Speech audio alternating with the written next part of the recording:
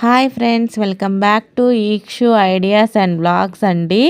ఇంకా ఈరోజు అయితే డిసెంబర్ 31 అని మా వారైతే స్కూల్ నుంచి వచ్చేటప్పుడే నాటుకోడిని కొనుక్కొని ఇంకా అక్కడనే కట్ చేయించుకొని అయితే వచ్చిండు.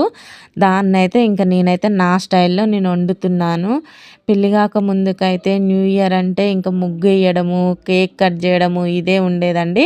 ఇంకా మా స్కూల్ డేస్లో అయితే నేను గురుకులాలో చదువుకున్నా కదా, ఇంకా మాకు కేకులు అవి ఇవి అని ఏమి ఉండకపోయేది. కాకపోతే నైట్ స్టడీ అవర్ అయిపోయే ఇంకా హెడ్ బాత్ చేసుకునేది. 12 వరకు మెలకుతోనే ఉండి ఫ్రెండ్స్కి అయితే విషెస్ చెప్పుకునే వాళ్ళము. హౌస్కి తిరిగి మా సీనియర్స్కి మా జూనియర్స్తో అయితే ఇంకా విషెస్ చెప్పుకుంటూ ఉండేవాళ్ళమండి. ఇంకా నెక్స్ట్ డే అయితే మాకు హాలిడే ఉంటుంది కాబట్టి 10:30కి 11కి అట్లా లేసేవాళ్ళము.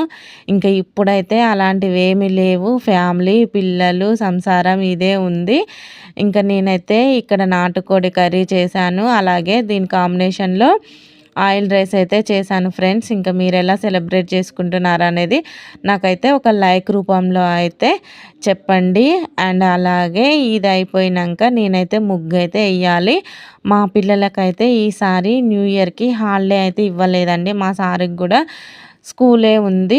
సో ఇంకా నేనైతే ఎర్లీ మార్నింగ్ లేవాలనేసి ఇంకా నైటే ముగ్గేసి పెట్టుకుందాం అనేసి ఫిక్స్ అయినా. ఇంకా ఇక్కడైతే నా కర్రీ అయితే ప్రిపేర్ అయిపోయిందండి. ఇంకా అలాగే మేమైతే డిన్నర్ చేయడానికి సిద్ధంగా ఉన్నాము. ఓకేనా ఫ్రెండ్స్, బాయ్ బాయ్ అండి. అందరికీ happy new year friends. Bye.